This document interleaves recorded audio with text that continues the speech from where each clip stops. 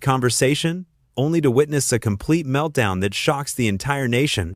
In just 36 seconds, a single comment would unravel everything, turning what should have been a respectful interview into an absolute disaster that left everyone in the studio speechless. Before we dive into this jaw-dropping moment, make sure you hit that subscribe button right now, because we're pulling back the curtain on Hollywood's dark side, exposing entitled celebrities and their shocking behavior the cameras never showed you.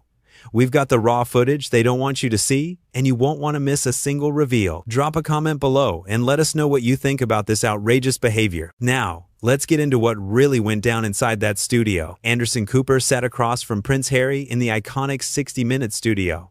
The lights were perfect, the cameras were rolling, and millions of viewers at home were ready to hear what the prince had to say.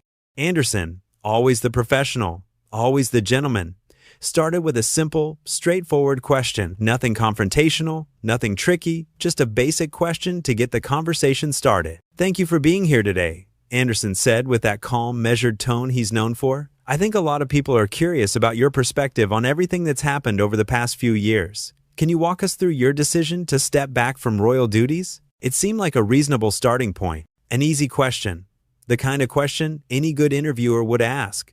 But the response? Nobody saw it coming. Prince Harry shifted in his seat, and there was this look on his face. Not thoughtful, not reflective, but annoyed. Like he couldn't believe he was being asked such a thing. "Well, Anderson," Harry began, his voice dripping with condescension, "I'm not sure you'd understand the complexities of what it means to be born into a life like mine. The pressures, the expectations, the constant scrutiny. It's not something someone like you could comprehend. Someone like you." Those words hung in the air like a bomb waiting to explode. Anderson's eyebrows raised just slightly, a flicker of surprise crossing his face. But he remained composed, professional, as always. "I appreciate that it's a unique situation," Anderson replied, keeping his tone even and respectful. "But that's exactly why I'm asking. To help our viewers understand your experience, can you elaborate on what those pressures felt like?" Instead of answering the question, Harry leaned back in his chair and let out this dismissive laugh. Not a genuine laugh, but one of those laughs that says, "You really don't get it, do you?" "The thing is, Anderson, people like you have built entire careers asking questions, prying into other people's lives. But you've never had to live under the kind of microscope I have. You sit here in your comfortable studio, making millions, asking your little questions, and you think you understand struggle. You think you understand sacrifice." The tension in the room was immediately palpable. The camera crew exchanged glances. The producers off set were frozen. This wasn't going according to plan. This wasn't how interviews on 60 Minutes were supposed to go. Anderson, to his credit, didn't take the bait. He remained calm, his voice steady. "I'm here to listen to your story, not to compare experiences," Anderson said. "Our viewers want to hear from you directly, so let's focus on that. What was the turning point for you? What made you decide that leaving was the right choice?" But Harry wasn't interested in having a real conversation. He was on some kind of mission to prove a point, to assert dominance, to make it clear that he was above this whole thing. "The turning point?" Harry repeated, his tone mocking. "The turning point was realizing that no matter what I did, people like you would twist my words. You'd take everything I say and spin it into whatever narrative fits your agenda. That's what you do, isn't it? That's what all journalists do." Anderson's jaw tightened, just slightly, just enough to show that the comment had landed. But he didn't lose his cool. He didn't snap back. He simply nodded and tried to redirect. "I understand there's been a lot of media coverage, and not all of it fair," Anderson said. "But that's not what we're trying to do here today. This is your opportunity to set the record straight, to tell your truth without any filters. Isn't that why you agreed to this interview?" Harry scoffed. Actually scoffed. Like a teenager who'd just been told to clean his room. "My truth?" he said, air quoting with his fingers in the most condescending way possible. "See? That's the problem right there. You think there's some truth I need to tell you, like I owe you an explanation, like I owe anyone an explanation. I don't owe you anything, Anderson. I came here as a courtesy, but clearly, this was a mistake." Anderson took a breath, a deep, measured breath. The kind of breath you take when you're trying very hard not to say what you're really thinking. "I'm sorry you feel that way," Anderson said. "But I think our viewers would appreciate hearing your perspective. That's all I'm trying to do here. Give you a platform to share your side of things." "A platform?" Harry laughed again, this bitter, ugly laugh. "You think you're giving me a platform? I don't need your platform, Anderson. I don't need 60 minutes.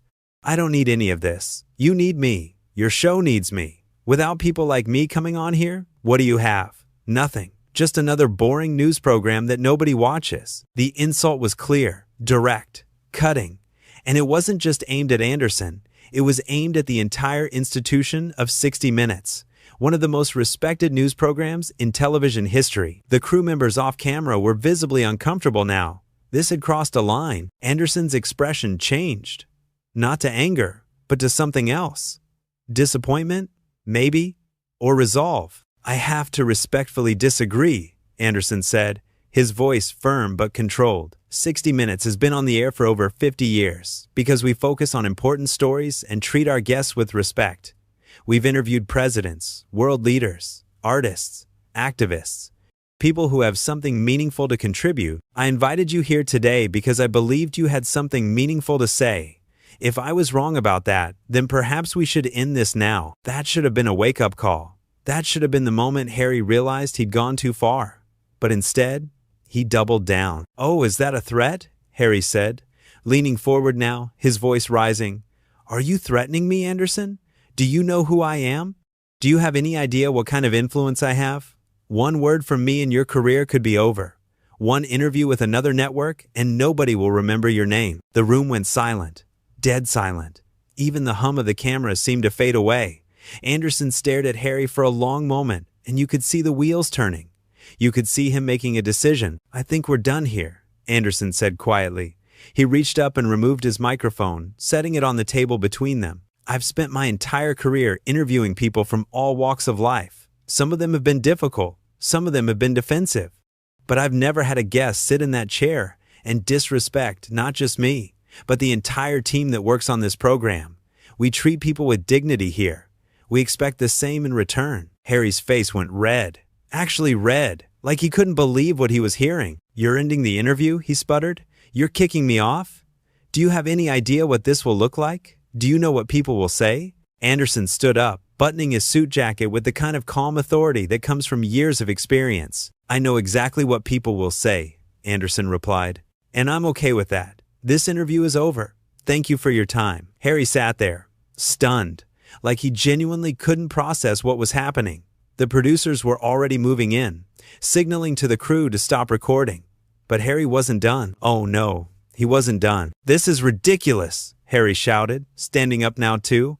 You can't just end this. I came all the way here.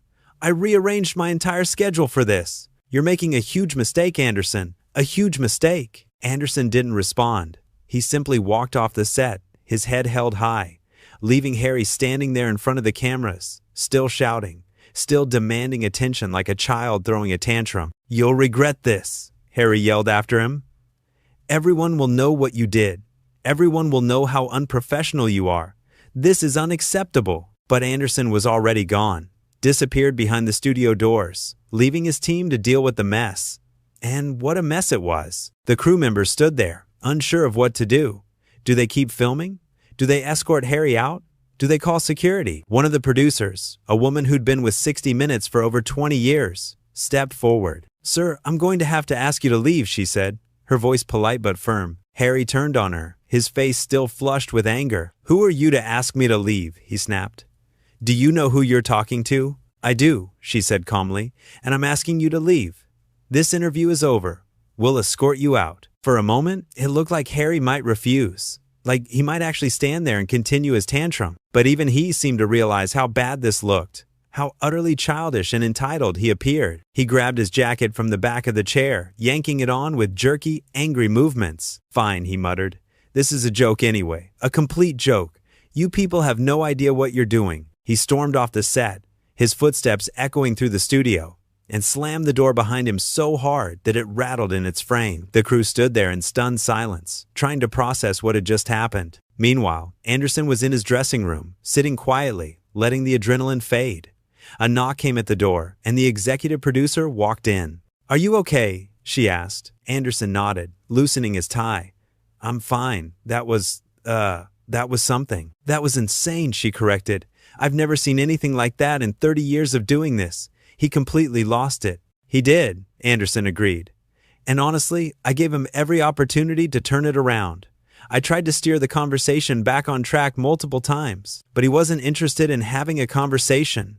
He just wanted to grandstand and insult people. You handled it perfectly, the producer said. You gave him respect, even when he didn't deserve it. And when he crossed the line, you ended it. That's exactly what you should have done. Anderson sighed, running a hand through his hair.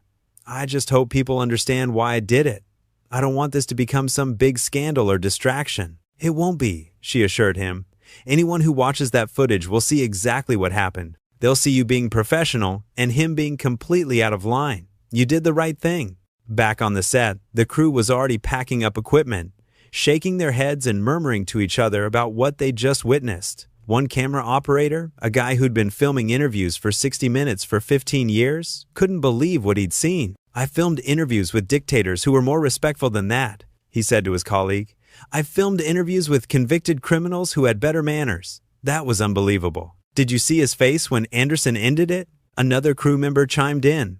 He genuinely thought he could say whatever he wanted and there would be no consequences.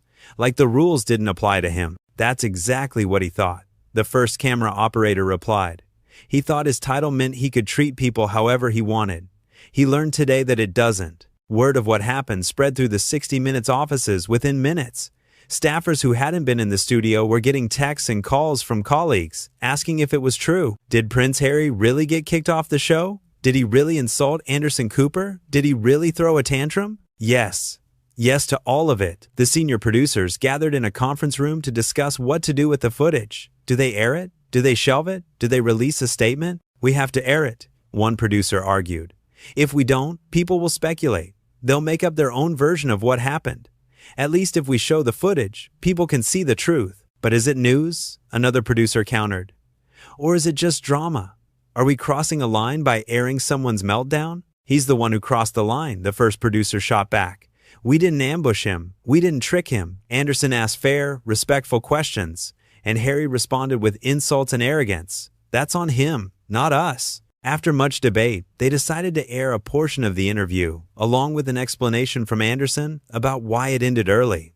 They wouldn't sensationalize it, but they wouldn't hide it either. The viewers deserved to know what happened. When the episode finally aired, the reaction was immediate and overwhelming. Social media exploded with comments. Most people sided with Anderson, praising him for standing up for himself and his team. They called him a class act, a true professional, someone who knew when enough was enough. Anderson Cooper handled that with such grace, one viewer tweeted. He gave Harry every chance to have a real conversation, and Harry threw it away. Good for Anderson for not tolerating that disrespect. I've been watching 60 Minutes my entire life, another person wrote. I've never seen an interview end like that. Anderson did the right thing. Nobody should have to sit there and be insulted like that. But of course, there were Harry's defenders too. People who claimed Anderson was too sensitive, that he should have pushed through, that ending the interview made him look weak. Anderson couldn't handle a little pushback, one comment read. Harry was just being honest about how the media works. Anderson got his feelings hurt and ran away. But those comments were in the minority. Most people saw exactly what happened. They saw entitlement. They saw arrogance. They saw someone who genuinely believed the world revolved around them and couldn't handle being treated like everyone else. Industry insiders weighed in too. Other journalists, other hosts, other producers.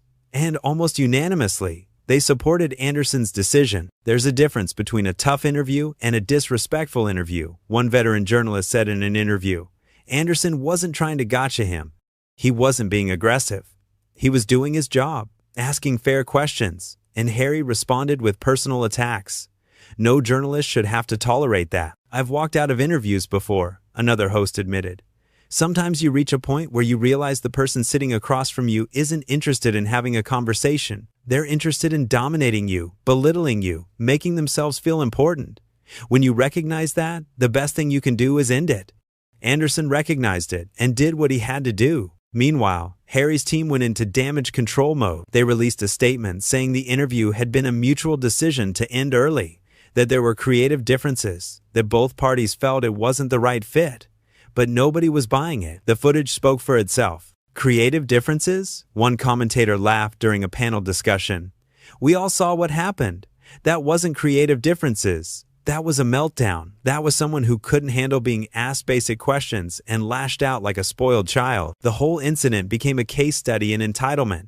Talk shows discussed it, podcasts dissected it, media analysts used it as an example of what happens when someone's sense of importance becomes so inflated that they forget how to interact with other human beings. This is what happens when you surround yourself with yes people, one psychologist explained during a television interview. When everyone around you constantly tells you you're special, you're important, you're above the rules, you start to believe it. And then when someone treats you like a normal person, like Anderson did, you can't handle it. You perceive it as an attack. Anderson, for his part, didn't dwell on it. He moved on to his next interview, his next story, his next assignment. That's what professionals do. They don't get caught up in drama. They don't hold grudges.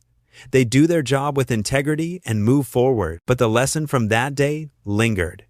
It became a reminder that respect is a two-way street. It doesn't matter who you are, where you come from, or what titles you hold. When you sit down for an interview, you're entering into an agreement. The interviewer will treat you with respect and give you a platform to share your voice. In return, you treat them with respect and engage in good faith. Harry violated that agreement. He walked into that studio thinking his status would shield him from accountability. He thought he could say whatever he wanted, insult whomever he wanted, and there would be no consequences because of who he was. He was wrong. Anderson showed him, and everyone watching, that respect matters more than royalty, that professionalism matters more than privilege, that there are still people in this world who won't tolerate being treated poorly, no matter who's doing the treating. The interview that was supposed to be Harry's moment to control his narrative became instead a showcase of everything wrong with entitlement culture. It became a viral moment, but not for the reasons Harry intended. It became a lesson in what not to do, how not to behave, and why character matters more than credentials. In the days following the incident, other stories started emerging. People who'd worked with Harry in various capacities began sharing their own experiences, painting a picture of someone who often struggled with treating others as equals. Staff members, event coordinators, journalists, the pattern was clear. He's always had this edge, one former staff member said anonymously. Like he's doing you a favor by acknowledging your existence? It's exhausting to be around. These weren't hit pieces. These were observations from people who'd interacted with him professionally and walked away feeling diminished. And now, after watching what happened with Anderson, they felt validated. They felt like finally, someone had stood up and said enough. The 60-minute studio became a symbol of accountability that day, a reminder that even the most famous, most privileged people in the world can't escape the basic rules of human decency. Anderson Cooper became a hero to anyone who'd ever been talked down to, dismissed, or disrespected by someone who thought they were better. And Harry became a cautionary tale, a reminder of what happens when you let ego override empathy, when you confuse status with substance, when you forget that every person you encounter deserves basic respect. The cameras captured it all. Every eye roll, every condescending comment, every moment of escalating tension. And when Anderson finally stood up and walked away, the cameras captured that too. The moment a seasoned journalist decided his dignity was worth more than a ratings grab. That's the thing about moments like these. They reveal character. They strip away the polish and the PR and show who people really are when they're challenged. Anderson's character shone through. Calm, composed, respectful until the very end, but unwilling to compromise his values for anyone. Harry's character showed too. And it wasn't pretty. The interview that never finished became more talked about than most complete interviews ever are. It sparked conversations about power dynamics, about media ethics, about how we treat service workers and people we perceive as beneath us. It made people examine their own behavior and ask themselves, am I doing this too? Am I treating people with the respect they deserve? In the world of television journalism, the incident became legendary. It was added to training materials as an example of how to handle a difficult guest with grace. Anderson's calm professionalism under pressure became a master class in maintaining composure. This is how you do it, one journalism professor told her students, showing them clips of the interview. You stay calm, you stay respectful, you give them every opportunity to course correct. And if they refuse, if they continue to cross lines, you protect your integrity and walk away. Anderson Cooper showed us how it's done. The students watched, taking notes, seeing a real-world example of theory put into practice, seeing what happens when preparation meets principle, when experience guides decision-making, when someone values their self-respect more than their ego. For Anderson, it was just another day at work, A difficult day, certainly. An unusual day, absolutely. But ultimately, just another example of why he's remained at the top of his profession for so long. He knows who he is. He knows what he stands for. And he's not willing to compromise either of those things for a viral moment or a ratings boost. That's integrity. That's professionalism. That's what separates the great journalists from the merely famous ones. The empty chair where Harry sat became iconic in its own way. A symbol of what happens when entitlement meets accountability. A reminder that no interview, no matter how anticipated, is worth sacrificing your values. And somewhere, in studios around the world, other journalists took note. They saw what Anderson did and felt empowered to set their own boundaries, to demand their own respect, to know when to say enough is enough. That's the real legacy of those 36 seconds. Not the drama, not the conflict, but the reminder that everyone, from princes to producers, from hosts to camera operators, deserves to be treated with basic human dignity. And when that dignity is violated, there should be consequences. Anderson Cooper taught us that lesson without raising his voice, without stooping to insults, without compromising who he is. He simply stood up, removed his microphone, and walked away. Sometimes